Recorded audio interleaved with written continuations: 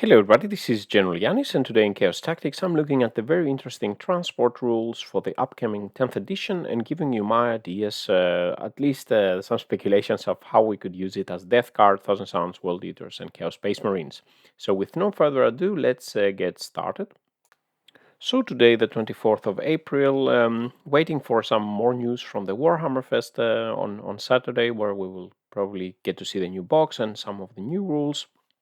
And my previous video about the psychic abilities and my thoughts about that was really controversial. A lot of comments, a lot of negative comments, and a lot of some interesting comments. So I personally, of course, we don't have all the rules, but I think it's always interesting to get some thinking ahead of time. And of course, I'm not claiming that I know all the rules for the upcoming 10th, but maybe I could make some thinking about what we know so far. So in this video, looking at the update for transports for the 10th edition, looking at the new rules, and then some ideas for what it means could mean for potentially for Death Guard, World Eaters, Thousand Suns, and Chaos Space Marines. Chaos Demons, they don't have transports of the demons, and Chaos Knights are already fully mechanized. So let's see if these new transports will make possible to run mechanized infantry type of armies. Starting out with the rules for the transports for the 10th edition. So the general and maybe the biggest change will be how disembarking will work. Currently, under current rules, we can move a transport, but then if we move it, we can't disembark the contents inside. Now, for the 10th edition, they have said that the embarked units can freely come out and disembark after the transport has moved, if the transport didn't advance or fall back. When they disembark, they can also shoot, but they can't make a charge. They can, if they disembark before the vehicle had moved, then they can charge normally.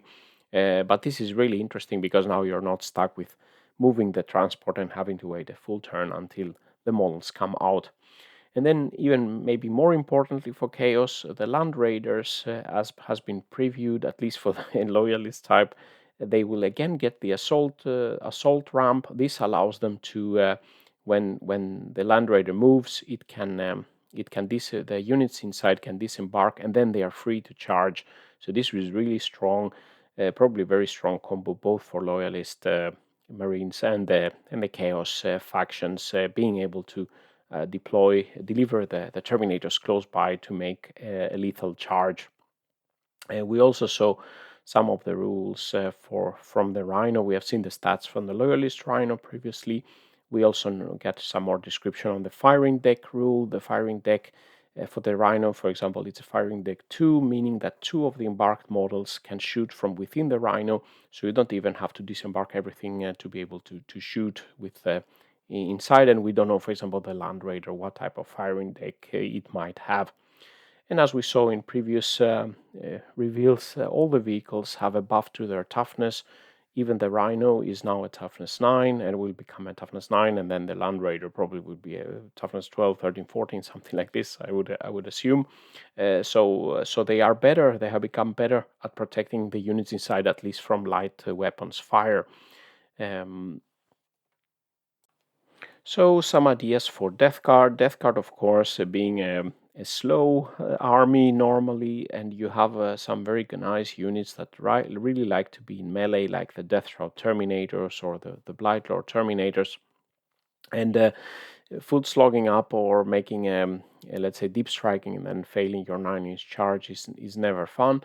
So it could be really the Land Raiders could be, on paper at least so far, could be a great way to deliver the Deathshroud and Blightlord Terminators, including their leaders, probably a Lord of Contagion or other Terminators that will be leading the squads.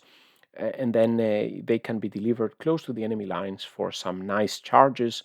So assuming now the Land Raider keeping its 10-inch move, you can move, let's say turn 1, you can move your Land Raider 10 inches, then you can open and disembark. If I just assume that disembark works as today, that you can disembark 3-inch within the Land Raider, and then we add the move of the Terminators, maybe they will restrict this, but as it is today, it would be possible then to move the Terminators 18 inches, the furthest model, let's say 18 inches, and then you have a more easy charge, even if the opponent is on their side on a 24-inch no man's land. You would still have, let's say, a charge of 6 inches. If the opponent has the first turn, you could be making some very easy charges with a Land Raider, and the Land Raider will protect your Terminators from shooting in turn one. So this could be really interesting, and maybe a lot of armies will go for Land Raider Terminator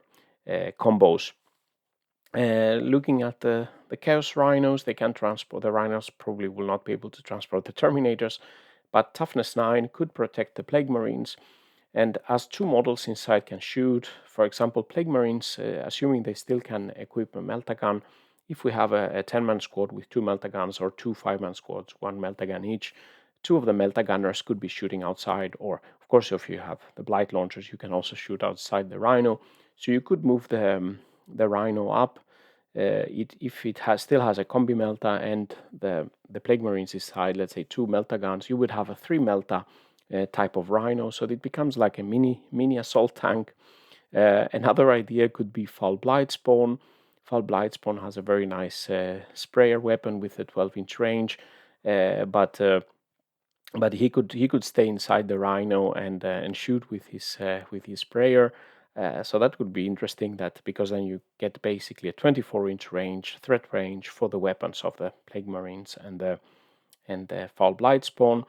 If they stay inside, of course, they can shoot and be protected. If they disembark, they can move further and then still shoot if you have some shooty units, but then you cannot charge. So some interesting ideas, I think, and probably some good uses for Death Guard, which is in general slow and would be really benefiting from being more mechanized and moving faster up the field. Looking into the World Eaters, currently the World Eaters have a nice combo of deploying their unit fast up the turn one for some easy charges, with Lord Invocatus allowing for some pre-moves and getting core World Eaters. Basically, you would like to have a big squad of 8-pound to do this. Two units can make a pre-move. They can go 22 inches with Lord Invocatus buffs. So they can really make a fast progress across no man's land. We don't know if this rule will persist in the 10th edition, but if it does, and even if it doesn't, the Land Raiders could be a great way to add more threats like this across the board, and making it probably a nightmare to face World Eaters if you are, let's say, gun line. So with the Land Raiders, let's say they can be transporting Exalted 8-pound or Berserkers or something like this. So with a 10-inch Land Raider move and then disembarking 3 inches, then 9-inch move to the Exalted 8-pound, you have a 22-inch move total, and then you would have a possibility to charge out of the Land Raider. So really a strong combo for the World Eaters. The Firind Deck, less of a benefit for World Eaters, maybe some plasma pistols or something like this, but the most of the World Eaters would like to come in and do the nasty in melee. Looking at Thousand Suns, quite different army from the World Eaters. Normally the Thousand Suns don't want to rush to get into melee, but the Scarab Terminators are not so bad in melee. Could possibly be transported with a Land Raider to be able to do some charges, but probably that's not the way you would normally build your Thousand Suns army. But quite interesting with the Firind decks for Thousand Suns, because the psychic abilities now, as we saw in the last in my previous video, they will now be shooting attacks. And as the Firind deck allows to shoot from inside the vehicle, you could do some of your psychic shenanigans protected in a vehicle. You could have your Exalted Sorcerer, or maybe accompanying some rubrics or something like this inside a Rhino, and then they could be doing their psychic shenanigans from inside the vehicle, and they have some bigger range and some bigger protection. Also, the Rhino could be a good way, or even Land Raider, but the Rhino, for example, to transport the Warp Flamer rubrics to get them where they want to be to shoot. So with a 12-inch Rhino move, disembarking the rubrics 3 inches and 6-inch move, and then with a 12-inch flamer range, they have a 33-inch threat range with a very good warp flamers. Of course, you have the prolific crystals and things like that. Other possibilities today, but we don't know how about it will be in the future. But it could be some interesting at least to use the vehicles to transport your shooty rubrics or terminators where they want to be to get their psychic spells off and to be able to do their shooting damage. Finally, looking at the generic Chaos Space Marines, of course, land raiders could be really useful in transporting a large unit of Chaos Terminators or the nice Chaos Space Marine possessed. So normally, a lot of the Chaos Space Marine armies, they take possessed and Terminators, and the land raider could be a way to get them up the board, get them out quickly, and charge, like we saw for World Eaters or the Death Guard examples. And the Rhinos, again, as shooting protected the platforms. The Noise Marines come in mind here with some nice shooty weapons, more shooty oriented legionnaires, or just be able to transport your infantry close to the objectives and be able to do some shooting abilities, and the possessed and terminators quickly delivered in the front lines. So, reaching to the summary and final thoughts, some very interesting upcoming rules for transports. All in all, as they have been presented, seems like a very interesting way to play a more mechanized infantry style, and that would probably suit the marine-oriented armies and the chaos marine armies, allowing to move and disembark and shoot. The land raider will be allowing a move and disembark and charge. Potentially that could be a really strong combo with the Terminators. Of course, we need to see all the other rules and also see the price of these land raiders. At least most of the shops now are out of land raiders. And the Firind Deck allows for some nice combos, let's say for more shooting oriented units, to keep them protected but still allow some of the models to shoot, making them reach their targets to be able to deliver their shooting.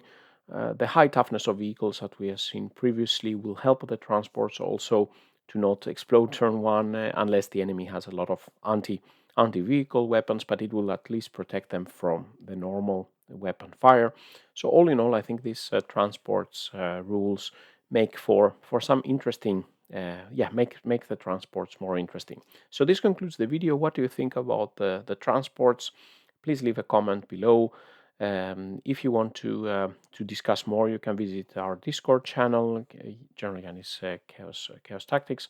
If you want to support my efforts, please visit my Patreon page or become a YouTube member. And with these words, GeneralJannis signing out. Stay safe out there, and bye-bye.